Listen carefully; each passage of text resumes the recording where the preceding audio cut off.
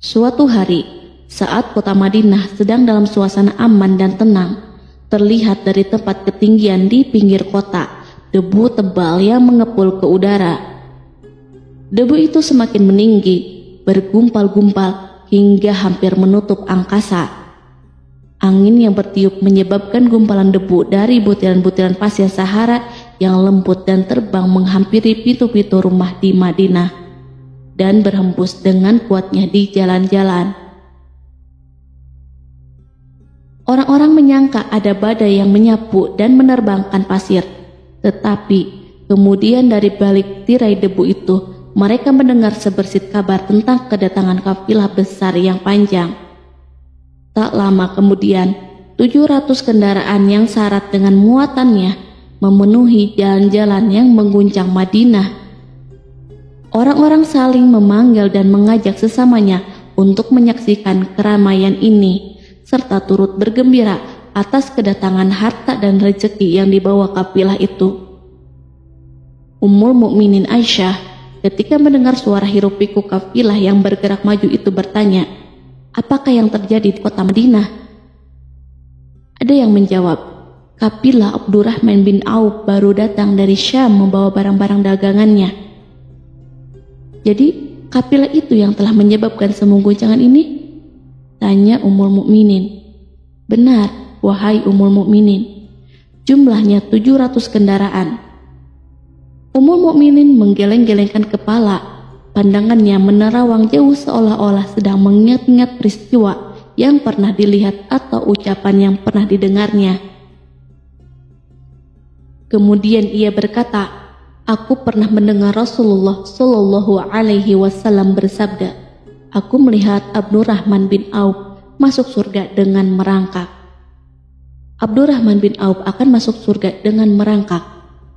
Mengapa ia tidak memasukinya dengan melompat atau berlari kecil bersama angkatan pertama para sahabat Rasulullah? Sebagian sahabat menyampaikan cerita Aisyah kepadanya, maka ia pun teringat telah mendengarkan hadis ini dari Nabi lebih dari satu kali dan dengan redaksi yang berbeda-beda.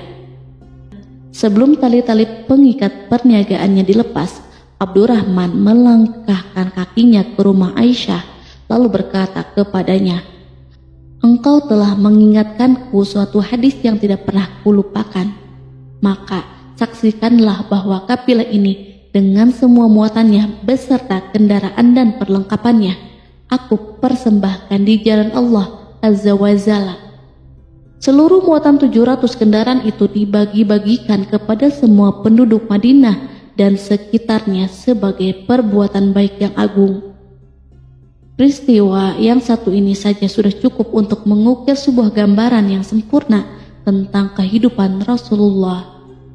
Abdurrahman bin Auf, dialah saudagar yang sukses, lebih sukses daripada kesuksesan yang pernah ada. Dia merupakan orang kaya dengan kekayaan yang melimpah ruah.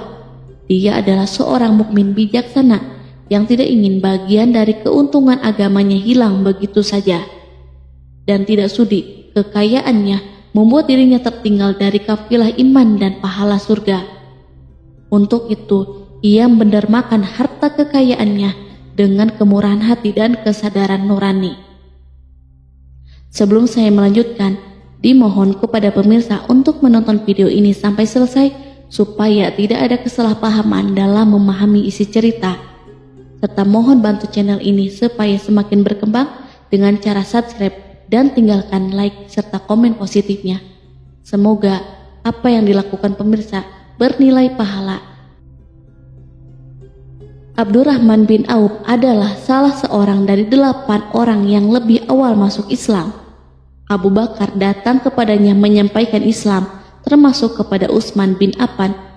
Tidak ada persoalan yang tertutup baginya dan tiada keraguan yang menjadi penghalang. Bahkan dia segera pergi bersama Abu Bakar As-Siddiq menemui Rasulullah untuk menyatakan baiat dan memikul bendera Islam. Sejak menganut Islam sampai berpulang ke rahmatullah dalam usia 75 tahun, dia selalu menjadi teladan yang cemerlang sebagai seorang mukmin yang besar. Hal ini menyebabkan Nabi memasukkannya dalam 10 orang yang telah diberi kabar gembira sebagai ahli surga. Umar radhiyallahu anhu mengangkatnya sebagai anggota majelis syuro yang terdiri dari 6 orang yang merupakan calon khalifah yang akan dipilih sebagai penggantinya. Kala itu Umar berpesan, Rasulullah wafat dalam keadaan ridho kepada mereka. Cepatnya Abdurrahman masuk Islam telah menyebabkan dirinya harus mengalami penganiayaan dan penindasan dari Quraisy. Ketika Nabi Muhammad SAW memerintahkan para sahabatnya hijrah ke Habasyah, Abdurrahman bin Auf pun ikut berhijrah. Ia kemudian kembali lagi ke Mekah, lalu hijrah untuk kali kedua ke Habasyah, dan selanjutnya hijrah ke Madinah. Ia ikut bertempur di Perang Badar, Uhud, dan peperangan-peperangan lainnya. Keuntungannya dalam perniagaan sangat besar hingga mencapai batas yang membuat dirinya sendiri merasa takjub dan heran, sehingga ia berkata, "Sungguh, aku melihat diriku ini seandainya mengangkat batu, niscaya kutemukan emas dan perak di bawahnya." Perniagaan Abdurrahman bin Auf bukanlah jenis perdagangan yang tercela maupun monopoli. Bahkan ia sendiri bukanlah orang yang berlomba-lomba untuk mengumpulkan harta atas dorongan agar menjadi orang kaya. Sekali-kali bukan itu, melainkan suatu amal dan kewajiban yang keberhasilannya akan menambah kedekatan jiwa kepada Allah dan berkorban di jalannya. Abdurrahman bin Auf seorang yang kuat emosi jiwanya, di mana ia menemukan kepuasan emosinya itu dalam amal yang mulia. Apabila ia tidak sedang sholat di masjid dan tidak sedang berjihad dalam peperangan, ia pasti sedang mengurus perniagaannya yang berkembang pesat. Sehingga kapilah-kapilahnya dari Mesir dan Syria membawa ke Madinah barang-barang muatan yang dapat memenuhi kebutuhan seluruh jazirah Arab, baik pakaian maupun makanan. Ia menunjukkan kepada kita bahwa seorang yang kuat emosi jiwanya adalah ketika kaum muslimin hijrah ke Madinah. Rasulullah pada waktu itu menerapkan aturan untuk mempersaudarakan 2 orang sahabat, salah seorang dari muhajirin warga Mekah dan yang lain dari Ansor penduduk Madinah. Persaudaraan ini berjalan dengan sempurna hingga membuat hati terpesona. Orang-orang Ansor yang merupakan penduduk asli Madinah membagi seluruh kekayaan miliknya menjadi 2 dengan saudaranya dari kalangan muhajirin. Bahkan istri pun direlakan. Apabila ia beristri 2, ia pun rela menceraikan 1 untuk diperistri saudaranya. Ketika itu Rasul yang mulia mempersaudarakan antara Abdurrahman bin Auf dengan Sa'ad bin Rabi. Sa'ad berkata kepada Abdurrahman, "Saudaraku, aku adalah penduduk Madinah yang paling banyak harta. Silahkan pilih separuh hartaku dan ambillah. Aku juga mempunyai 2 istri. Perhatikanlah yang lebih menarik hatimu dan aku akan menceraikannya, sehingga engkau dapat memperistri dirinya." Abdurrahman bin Auf menjawab, "Semoga Allah memberkahi dirimu dalam istri dan hartamu. Tunjukkanlah letak pasar kepadaku." Abdurrahman pergi ke pasar. Ia berjual beli di sana dan mendapatkan keuntungan. Kehidupan Abdurrahman bin Auf di Madinah, baik semasa Rasulullah maupun sepeninggal beliau, selalu ditunaikan dengan sempurna untuk memenuhi hak agama ini dan beramal di dunia. Perniagaannya sukses dan menguntungkan, seperti diungkapkan sendiri bahwa seandainya ia mengangkat batu dari tempatnya, pasti ia akan mendapatkan emas dan perak di bawahnya. Salah satu faktor yang membuat perniagaannya berhasil dan mendapatkan berkah adalah karena ia sangat selektif untuk berniaga yang halal dan benar-benar menjauhkan diri dari segala bentuk jual beli yang haram, bahkan yang subhat sekalipun. Selain itu, faktor yang menambah kejayaan dan keberkahannya adalah labanya yang bukan untuk Abdurrahman bin Auf sendiri, melainkan di dalamnya terdapat bagian Allah yang ia penuhi dengan baik. Ia menggunakan hartanya untuk memperkokoh hubungan kekeluargaan dan mengeratkan tali persaudaraan, serta menyediakan perlengkapan yang diperlukan tentara Islam. Bila total perniagaan dan kekayaan yang lainnya ditambah keuntungan yang diperolehnya dihitung, jumlah kekayaan Abdurrahman bin Auf itu dapat diperkirakan dengan memperhatikan jumlah yang dibelanjakan di jalan Allah. Suatu hari ia mendengar Rasulullah bersabda, "Wahai Ibnu Auf, engkau termasuk golongan orang kaya dan engkau akan masuk surga dengan merangkak. Karena itu, pinjamkanlah kekayaan itu kepada Allah agar Dia mempermudah langkahmu."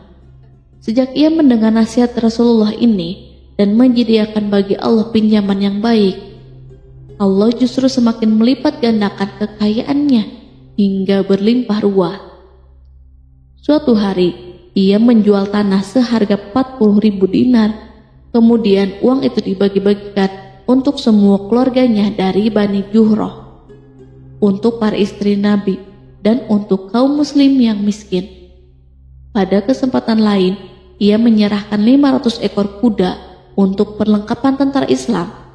Pada hari yang lain, ia menyerahkan 1.500 kendaraan unta. Menjelang wafat, ia mewasiatkan 50.000 dinar untuk diinfakkan di jalan Allah. Ia juga berwasiat bagi setiap orang yang ikut perang Badar dan masih hidup, masing-masing mendapat 400 dinar. Hingga Utsman bin Affan juga mengambil bagian dari wasiat itu, meskipun termasuk orang kaya.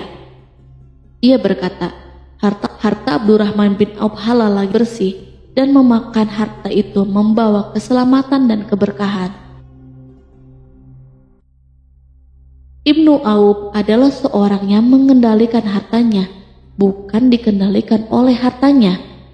Sebagai buktinya, ia tidak mau celaka dengan mengumpulkan dan tidak menyimpannya. Bahkan ia mengumpulkannya dengan tetap merendahkan hati dan dari jalan yang halal. Kemudian, harta itu tidak ia nikmati untuk kepentingannya sendiri, melainkan untuk dinikmati bersama keluarga, kerabat, rekan-rekan, dan masyarakat seluruhnya.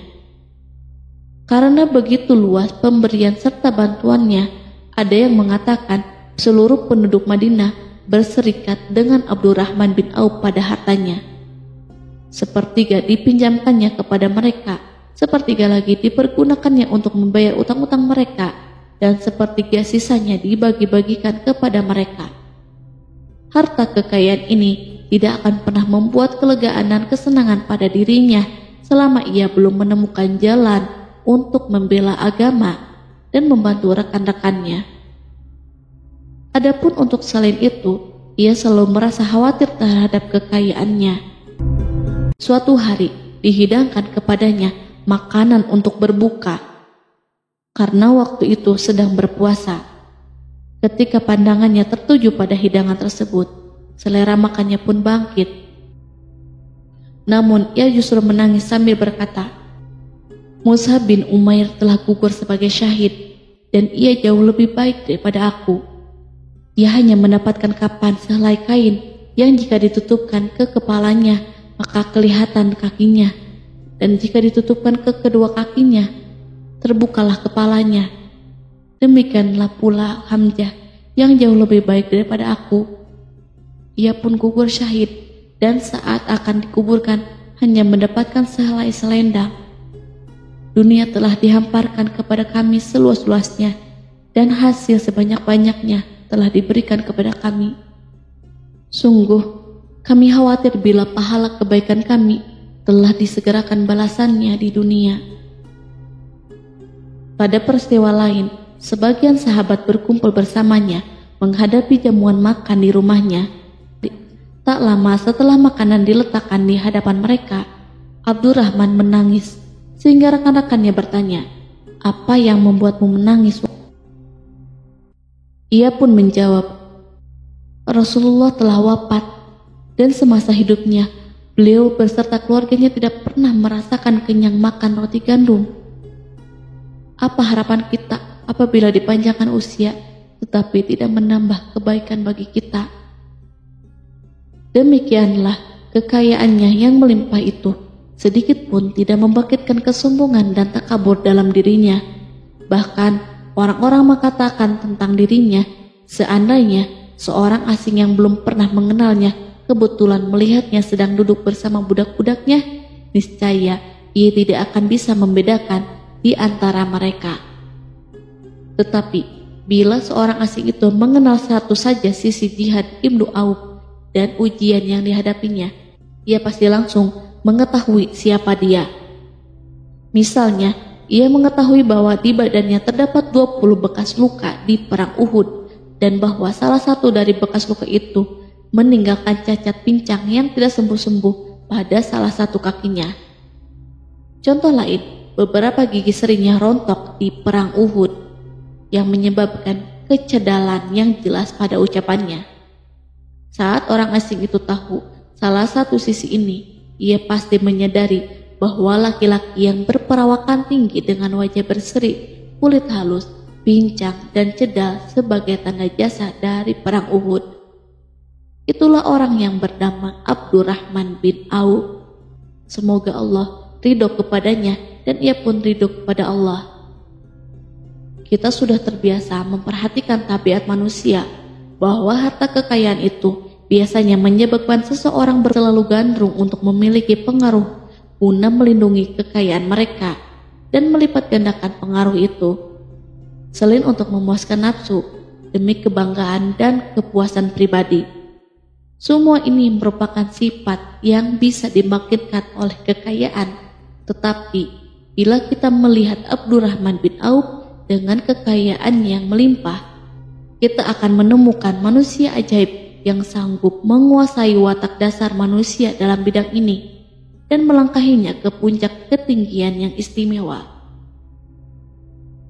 Peristiwa itu terjadi ketika Umar bin Khattab hendak berpisah dengan rohnya yang suci dan memilih 6 orang di antara para sahabat Rasulullah agar mereka memilih salah seorang di antara mereka untuk menjadi khalifah yang baru. Pada waktu itu, semua jari menunjuk ke Ibnu Auf. Bahkan, sebagian sahabat telah menegaskan bahwa dialah orang yang lebih berhak menjadi khalifah di antara 6 orang itu.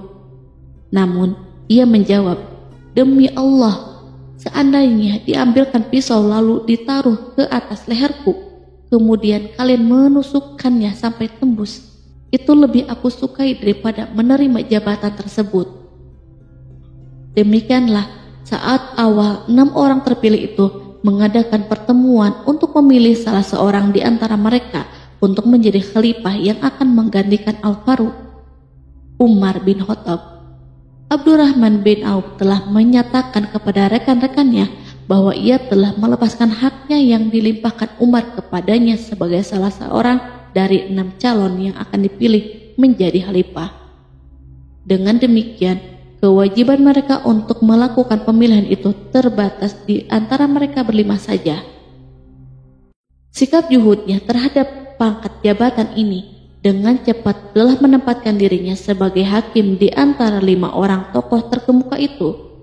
Mereka menerima dengan senang hati agar Abdurrahman bin Auf menetapkan pilihan khalifah itu terhadap salah seorang di antara mereka berlima.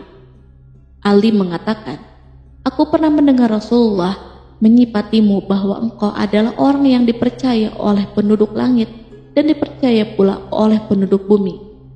Ibnu Auf akhirnya memilih Utsman bin Affan untuk jabatan khalifah dan yang lainnya pun menyetujui pilihannya. Itulah hakikat seorang laki-laki yang kaya raya dalam Islam. Apakah Anda telah memperhatikan bagaimana Islam telah mengangkat dirinya jauh di atas kekayaan dengan segala godaan dan penyesatannya itu, dan bagaimana ia menempa kepribadiannya dengan sebaik-baiknya? Pada tahun 32 Hijriah, tubuhnya berpisah dengan rohnya. Ummul Mukminin Aisyah ingin memberinya kemuliaan khusus yang tidak diberikan kepada orang lain, dengan memberikan usulan kepadanya ketika ia masih terbaring di ranjang menuju kematian agar bersedia dikuburkan di pekarangan rumahnya berdekatan dengan Rasulullah, Abu Bakar, dan Umar. Namun, ia memang seorang muslim yang telah dididik Islam dengan sebaik-baiknya, sehingga merasa malu bila dirinya diangkat dan disandingkan dalam kedudukan tersebut. Selain itu, ia telah membuat janji dan ikrar yang kuat dengan Utsman bin Maz'un, yakni jika salah seorang di antara mereka meninggal sesudah yang lain, hendaklah ia dikuburkan di dekat sahabatnya itu.